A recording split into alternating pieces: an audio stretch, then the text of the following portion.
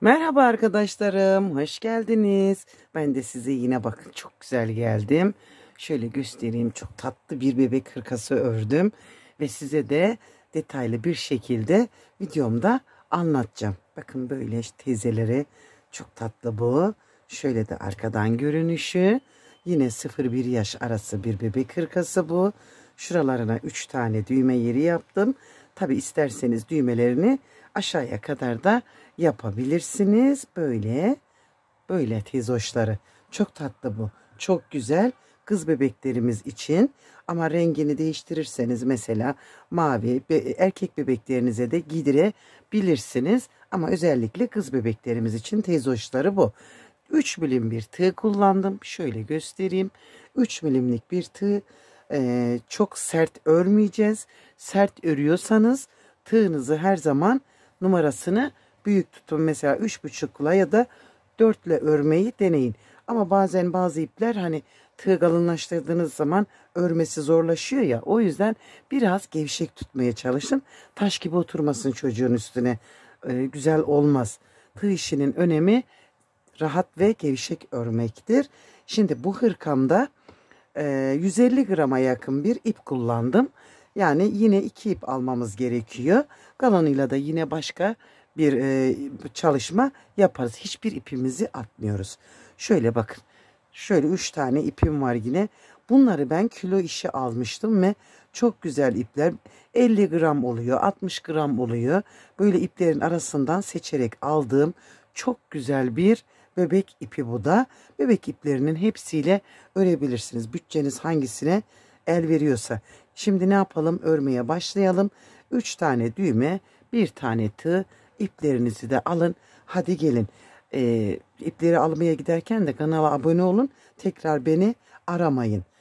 Evet arkadaşlarım. Şöyle yakadan başlayacağız.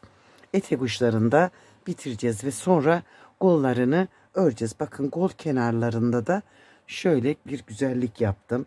Etekleri de aynı. Şimdi bu hırkanın ikincisini birlikte başlayalım. Evet arkadaşlar, önce ipimizle tığımızı buluşturalım. Şöyle 75 tane zincir çekerek başlayacağız. 6 7 8 9 10 75 tane zincir çektim. Bakın bu ön biyeleri de içinde. Bu ölçünün içinde. Evet, şöyle tığımıza ipimizi alıp 1 2 3 4. zincire geri dönelim. Bakın 4. zincire geri döndüm ve buraya bir tane trabzan yaptım. 2 kere de çekerek trabzanlarımızı yapacağız. Bütün zincirimize teker teker batarak hepsinden trabzan çıkartacağım.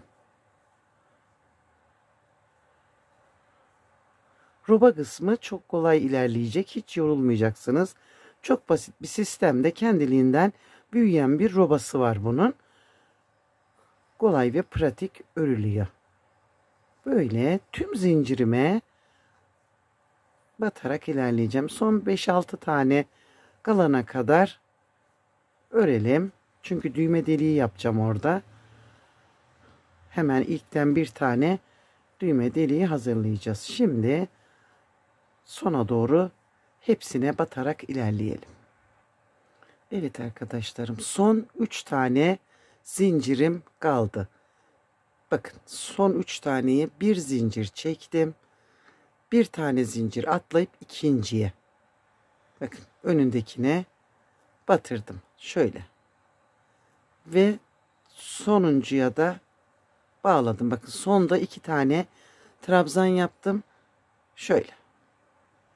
1 2 3 zincir çekerek örgümü çevirdim. Ve hemen bunu batmayacağım. Bakın birinciye değil, bu zincirimin ikinciye bir trabzan yaptım. Şöyle. Bu aradaki çektiğim bir zincirin içine de bir trabzan yaptım. Şimdi baştaki zincirimizde 3 oldu. 4 5. Bu 5 tane bizim ön biyemiz olarak ilerlemeye devam edecek. Şimdi bakın burada hemen başlayacağız yapmaya. Tığımın üzerine ipimi aldım. Sıradaki trabzana batırdım. 2 taneyi çektim, birini bıraktım. Sıradakine batırdım. 2 taneyi çektim, birini bıraktım. Tekrar ip aldım. Üçüncüye batırdım ve bakın şöyle. Hepsini birlikte çektim. Ve başladım zincir çekmeye. 1, 2, 3, 4. 4 tane zincir çektim. İpimi aldım. Şimdi bu son battığım yere, bakın şurada son battığım yere batılmış yerden başlayacağız. Şöyle. İpimi aldım. İkisini çektim. Birini bıraktım. Bakın aynı yerde. Sıradakinden aldım. 2 oldu. Sıradakinden aldım. 3 oldu. Hepsini birlikte çektim. 1, 2, 3, 4 tane zincir. Ve yine aynı bakın. Son battığım yere batırdım. Buraya. Aldım. Sıradakinden ve yine sıradakinden 3 tane yarım aldım. Hepsini topladım. 1, 2, 3, 4. Aldım ipimi ve bakın son battığımızdan başlayacağız. 1, 2, 3 tane yarım aldım ve topladım. 1, 2, 3, 4. Ve böyle şimdi son 5 taneye kadar ilerleyeceğiz. Böyle. Evet arkadaşlar bakın son 5 tane. Tığıma ipimi aldım. Başladığım gibi bitireceğim. Buraya 5 tane trabzanı yaptım. 3, 4. Sonuncu da zincirimiz. 5. Şöyle. 1, 2, 3 zincir çekip örgümü çevirdim. Tığıma ipimi aldım ve bakın bu 5 trabzanı yine birebir yapacağız. Birinciye değil ikinciye batırdım. Zincirle 2, 3, 4 ve 5. Şöyle. Bu bölümde 5 zincir çekelim. 2, 3, 4, 5. Hemen ilk zincir boşluğunun içine sık iğne ile bağlayalım. 1, 2, 3, 4, 5. Sıradaki boşluğun içine sık iğne. 1, 2, 3, 4, 5. Sıradaki boşluğun içine sık iğne. 3, 4, 5. Sıradaki boşluğun içine 3, 4, 5. Sıradaki boşluğa ve bu sıra yine böyle ilerleyecek. 5. Gördünüz mü? En sona geldiğimizde yine başladığımız şekilde bitireceğiz. Şimdi buraya bakın 5 trabzan yapacağız. Bu zincirimiz. Yanılmayın. 1, 2, 3, 4, 5. Bakın şuna batmayacağız. 5 tane. Son 5. 1, 2, 3, 4 ve 5. Bakın böyle. 1, 2, 3 zincir çektim ve çevirdim. Şimdi yine 5 taneyi yapacağım. 3, 4. Bir dahaki geldiğimizde buraya bir düğme deliği daha yapacağız. Arada 3 trabzan sırası bıraktım. Bakın bu 1, 2, 3. Bir dahaki geldiğimizde buraya trabzan sırası yapacağız. Şimdi çektiğimiz 5 zincirin 1, 2, 3.'nün tam ortasına 3 tane trabzan yapalım. Bakın. 1, 2 ve 3. üçüncü zincirini. Sıradaki beşli zincirin 1, 2, üçüncünün tam ortaya batırdım. Ve buraya yine 3 tane trabzan yapacağım. Bakın. 1, 2, 3. Sıradaki 5 zincirin 1, 2, üçüncüye tam ortaya batırdım. Ve yine 3 trabzan. 1, 2, 3. Böyle. Her 5 zincirin üçüncüsüne 3 trabzan. 1, 2, 3. Şöyle. Ve sondayım. 5 trabzanımı yaparak döneceğim. Şimdi bu sıramızda artışlar yapacağız yine. Videoyu atlatırsanız detayları kaçırırsınız. Şimdi zaten bakın örnek şurada tekrarlamaya girecek. Bakın 2 sırada örneğimizi bitireceğiz. Şöyle. Bakın. Gördünüz mü? Burası şimdi burada ve bundan sonrası örneğimizin buraya kadar tekrarı yapılacak. O yüzden atlatmayın.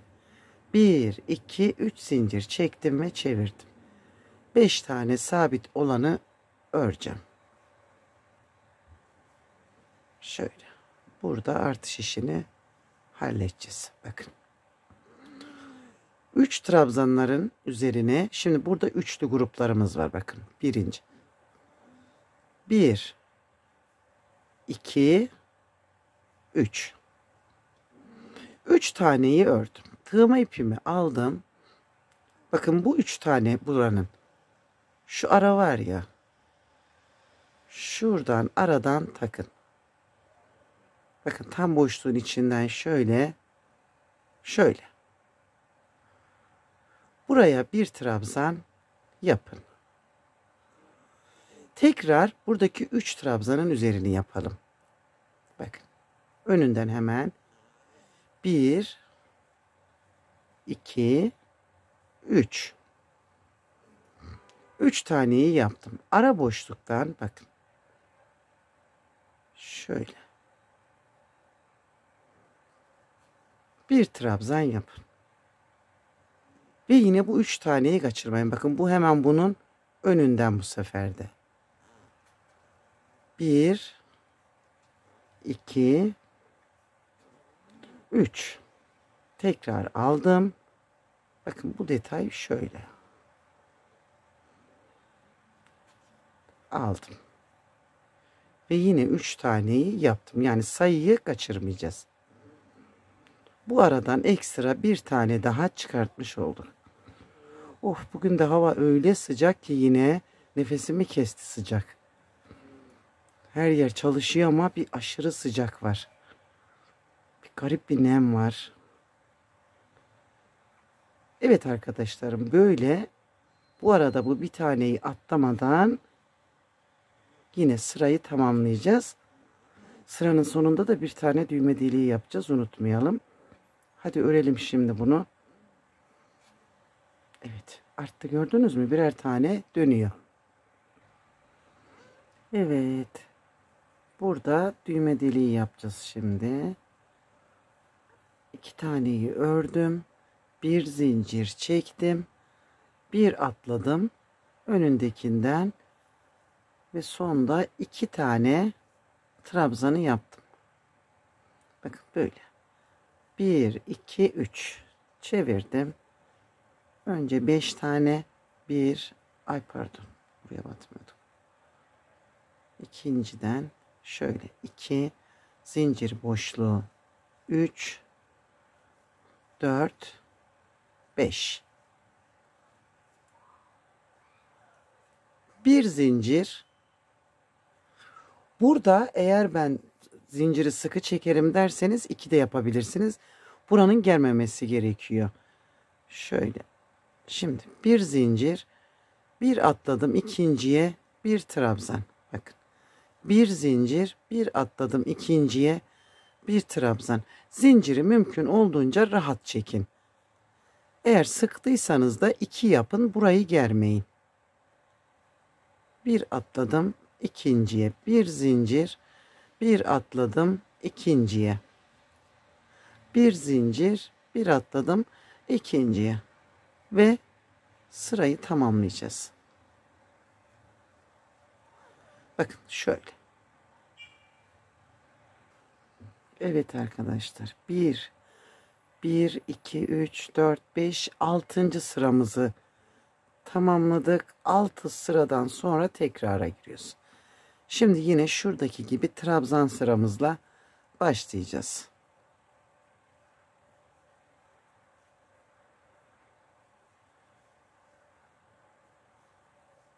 Evet, bakın. Şimdi ilk başta trabzan sırasıyla başlamıştık ya. Şimdi bu bir zincirin içine bir trabzan, trabzan tepesine bir trabzan. Zincirin tepesine bir trabzan. Böyle boşluğun içine diyelim bir trabzan. Bunun tepesine bir trabzan. Şöyle. Boşluğun içine bir, trabzan tepesine bir. İlerleyelim. Evet arkadaşlar, trabzanlı sırayı da tamamladım. Kenar biğimi yaptım ve şimdi başlayacağız yine yarımları yapmaya. 1, 2, 3. Yarım yaptım. 1, 2, 3, 4 zincir ve yine son battığım yerden 3 taneyi aldım. Topladım. 1, 2, 3, 4. Bakın son battığım yerden. Bundan sonraki yaptığımız modellerde böyle yapmayacağız. Bu son kez böyle yapışımız burada. Son battığım yerden 3. 1, 2, 3, 4. Evet arkadaşlar. Şimdi nereye kadar yapacağız? Şöyle söyleyeyim. Şimdi bu sırayı yapalım. Üstüne zincir 5 zinciri de yapalım. Ve tekrar bu 3 trabzanları 5 zincirlerin üzerinden çıkartalım ve gelelim. Evet arkadaşlarım, bakın robamızın geldiği hali. Artık bundan sonrasında artış yapmayacağız. Kollarımızı da devam ettireceğiz. Bakın burada şimdi örneğe başladım. 5 zincirli olan yeri yaptım. 5 zincirlerin içine 3 battığım yeri de yaptım. Ve bakın böyle yine çok tatlı oluyor teyzoşları. Evet, ne yapacağız şimdi? İşaretler atıp kollarımızı bırakacağız. Ön ve arkalarla devam edeceğiz. Şimdi bakın şöyle 1, 2, 3, 4, 5, 6, 7, 8, 9, 10 sıra oldu. Bu da roba boyu için gayet ideal bir boy. Şimdi bu yaptığımız üçlüleri sayacağız. Bakın bu kenarımız şuradan hemen ilkten 1, 2, 3, 4, 5, 6, 7, 8. 8 tane ön için şöyle 8 tane üçlü batılan.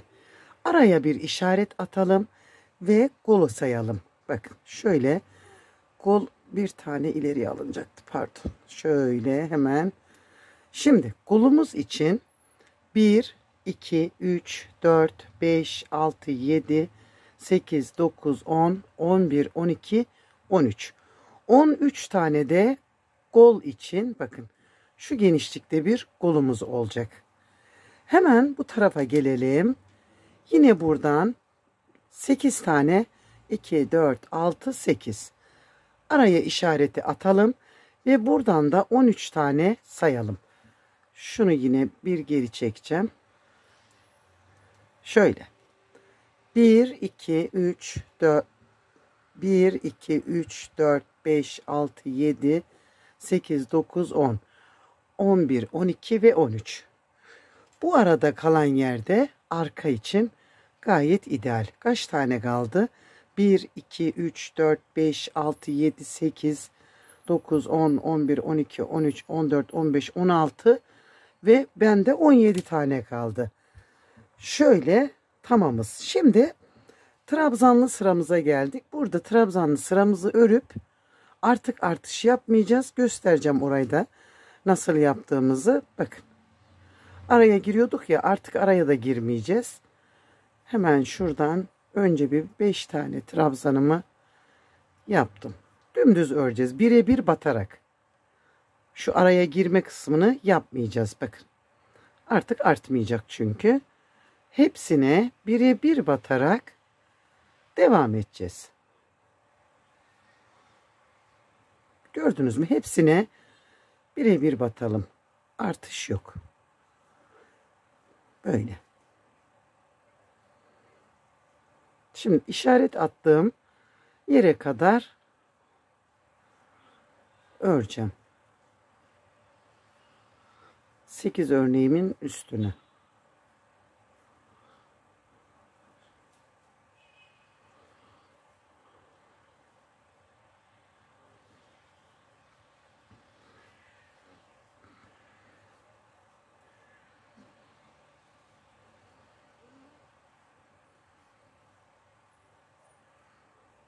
Hemen geleceğim. Son 3 tane. Bakın. Şöyle. Şimdi burada işaretim var. Öbür işaretime kadar arada 13 taneyi bırakıp hiç zincir çekmeyeceğim. Çünkü genişliğimiz gayet iyi. Burayı bıraktım ve buradan başlayacağım yine. 2 3 üçlülerimin üzerini yaparak şimdi öbür işaretime kadar ilerleyeceğim. Evet, arkada tamam ördüm. Şimdi yine bakın işaret burada. Hemen bu 13 taneyi bıraktım ve şimdi ön için ayırdığım yere geldim. Şöyle. Evet. Şimdi sıramızı tamamlayalım.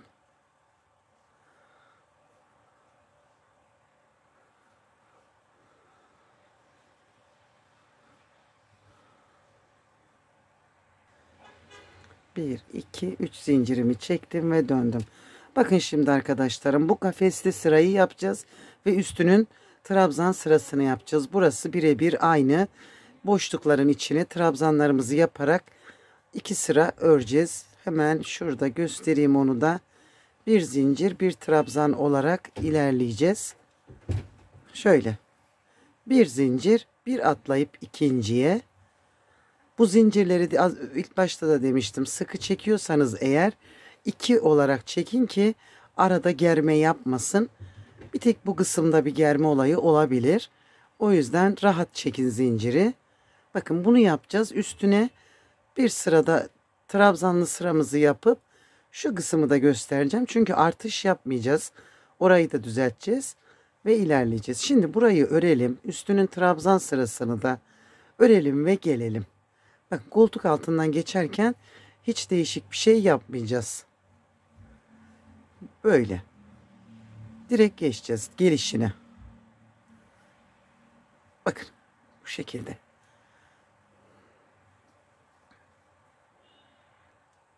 Evet arkadaşlar, bakın şöyle bu sırayı da tamamladım. Kafesli sıra, üstünün trabzanı. Sadece şurada bir değişikliğimiz var. Bakın burada aralara batmıyorduk artık. Şimdi örneklerimizi kurarken de dibine batmayacağız. Hemen önce şu 5 taneyi öreyim. 3 düğme deliğinde bıraktım ben. Dilerseniz 3 düğmeden fazla yapmak isterseniz düğme deliklerinizi de yapmayı unutmayın. Bakın bu sıranın sonunda düğme deliği açarak üstüne bu sırayı yapacağız. Çünkü 1, 2, 3'te yaptık ya. Evet, şimdi bakın hemen örneğimi kurmaya başlayacağım. Şimdi 3 taneyi aldım yarım. Bakın. 1, 2, 3, 4. Şimdi burada dibine batmayacağız artık. Çünkü dibe batarsak artış yapmış olacağız. O yüzden artışımız bittiği için bu dibe batmadan hemen sıradaki trabzandan başlayacağız üçlümüzü toplamaya. Bakın toplayayım. Şöyle bakın, dibine batmadım. Böyle. 1, 2, 3, 4. Bakın dibe değil, buraya. Sıradaki boş olan trabzana. Şöyle. Artık bu şekilde dümdüz devam edeceğiz.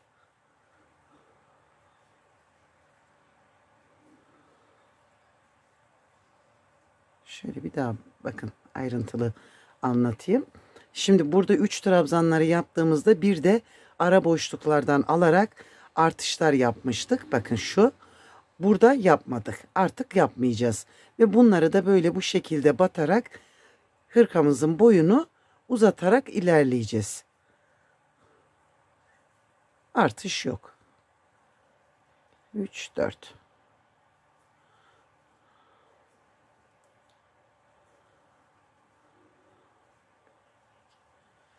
Evet arkadaşlarım, bundan sonrası tekrara girecek. Şimdi burayı böyle örelim ve artış da yapmadan bakın ne kadar yapmışım.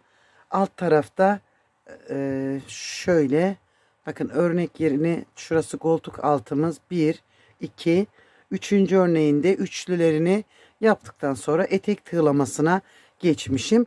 Boyu gayet iyi bu boy. Hani bizim yaptığımız yaş grubuna göre gayet iyi bir boy, hatta büyük bile bu hırka da olsun. 0-1 yaş arasına. Boyunu biraz daha uzatmak isterseniz bu kafesli sıraları da eklerseniz biraz daha uzar. Daha uzun boylu istiyorsanız. Şimdi 1, 2, 3. örneğimizin de üçlülerini yapana kadar böyle örelim ve gelelim. Alın çayınızı, kahvenizi, açın dizinizi, alın örgünüzü, hadi örelim. Ben de öyle yapacağım şimdi. Evet arkadaşlarım, bakın boyunu tamamladım. Şöyle bakın, şu örnek olan yerler var ya. Bak yukarıdan aşağıya doğru da sayarsak 1, 2, 3, 4, 5. 5 tane oldu burası. Ve bu boyda gayet iyi. Nerede bıraktım? Bakın şöyle şu kısmını yaptım. Şimdi buradan tığlamamıza başlayıp tığlama yapacağız. Şöyle. Hemen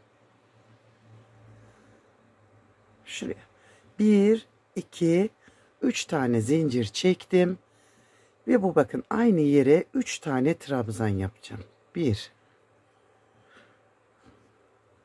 2 ve 3. Şu sonuncuya 1, 2, 3, dördüncüye bir sık iğne ile bağladım. 1, 2, 3. Ve yine aynı yere 1, 2, 3. 1, 2, 3 bakın şu. Şimdi burada hep şöyle göstereyim bakın. 1, 2, 3. Yine 3 zincir. Aynı yere 3 trabzan. Şöyle 1, 2, 3, yani bakın üçlünün sonundaki trabzana battım. Şöyle 1, 2, 3. 3 zincir, aynı yere 3 trabzan. 1, 2, 3. Bakın şöyle bir görüntü elde etmiş olacağız. 1, 2, 3. Etek ucunu böyle tığlayacağız.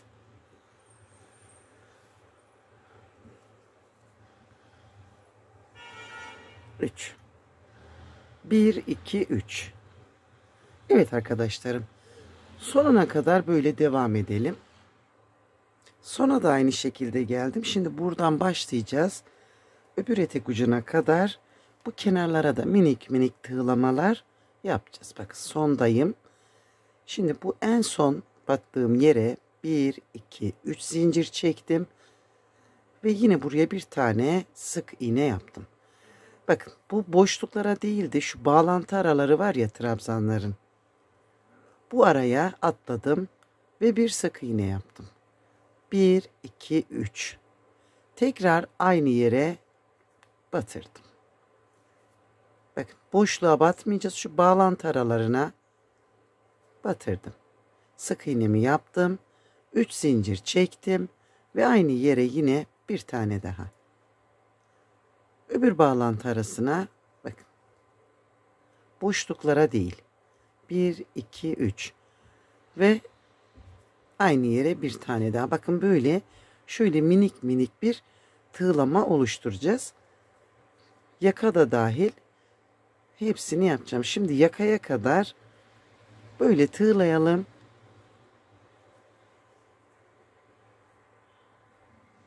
Yakaya geldiğimde bakın en uçtakindeyim yine. 1, 2, 3. Hemen battığım yere bir tane ile batırdım. Şimdi bir atlayıp ikinciye. 1, 2, 3. Burada da böyle tığlayacağız. Bir atlayalım. İkincinin üzerine.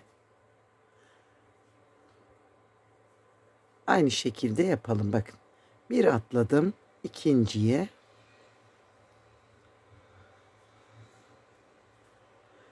Bir atlayıp ikinciye.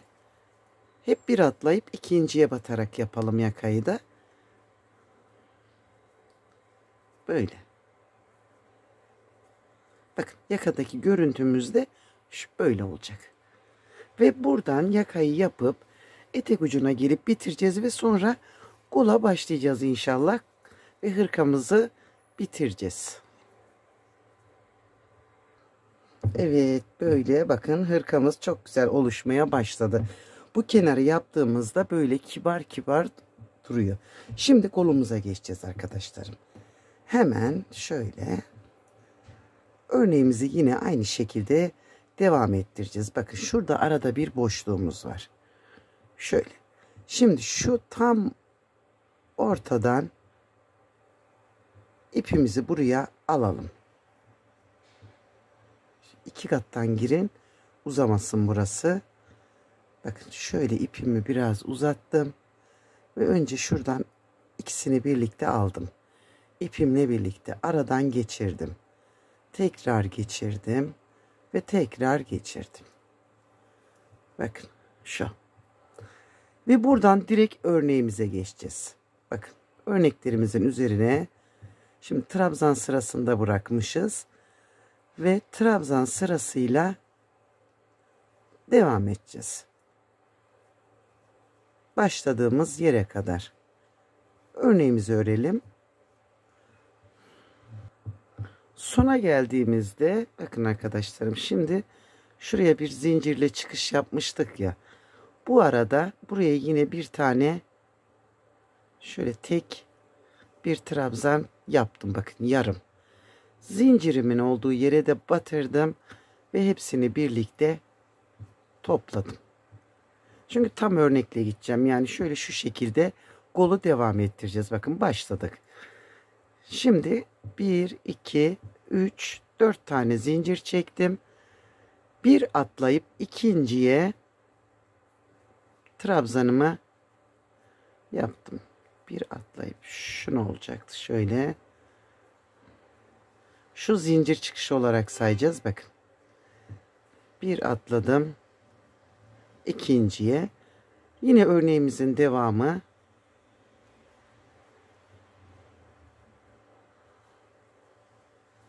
Böyle tamamlayalım. Yani döne döne örneğimizi yaparak yine kol boyumuzu hazırlayacağız. Sona geldiğimde çektiğim zincirin bakın şöyle şurada 1 2 3 ve yine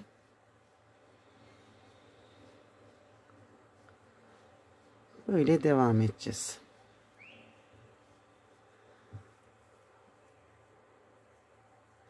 Hiç azaltma yapmadan bu sayıda kol boyunu büyüteceğim. Çünkü ideal bir kol boyu bu. Evet arkadaşlar bakın bu zincire geldiğimizde sona geldiğimizde bu zinciri kullanacağız. Bakın zincire batırdım. 1 2 3 ve yine aynı şekilde hemen birinciden kurmaya başlayacağız. Böyle. Burayı takip edersek eğer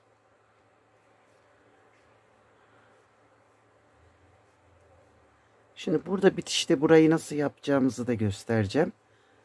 Bunu da tamamlayarak gidelim şimdi. Hani çıkışlarda zorlanmayın diye.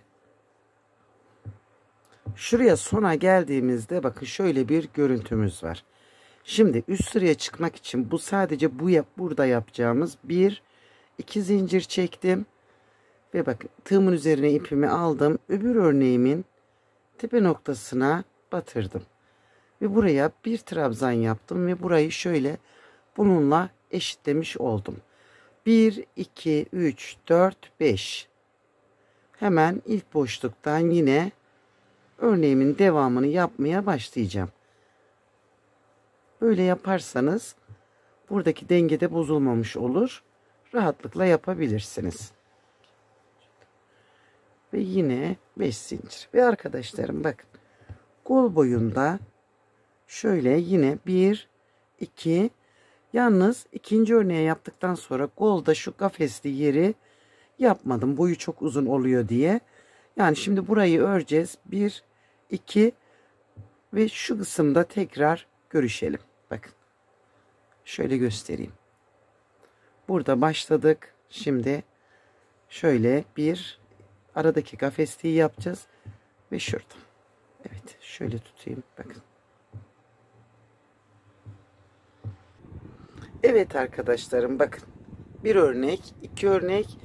Üçüncüyü trabzan sırasını yaptıktan sonra kurdum.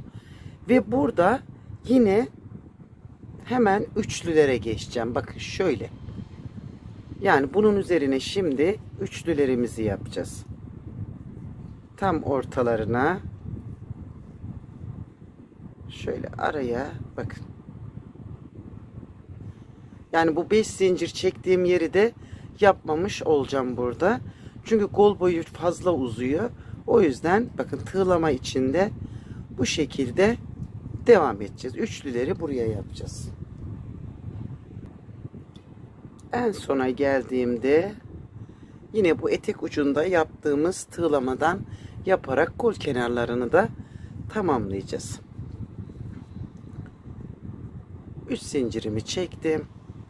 Yine aynı yere 3 trabzanımı böyle yaptım. Bakın. Aynı etek ucundaki tığlamayla da kolu bitirdim.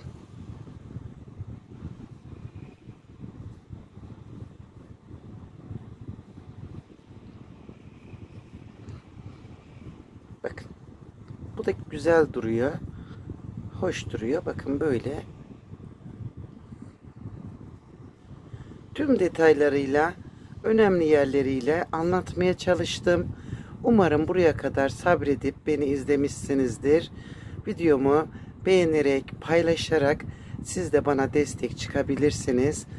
En azından içinde biraz durup izleyerek etkileşim almasını sağlayabilirsiniz. Şimdi bitirelim ve bakalım bizim bu tatlı hırkamız nasıl oldu teyzoşları. Evet bu kadar. Sona geldik. Evet arkadaşlarım bakın böyle ferah ferah bir kol oldu. Şimdi buraya da düğmelerini dikip kullanacağız. Şöyle. Bakın bu da ikincisi. Aynı örnekten 2 tane hırkam oldu. Bakın bunun düğmelerini dikmiştim. Şöyle.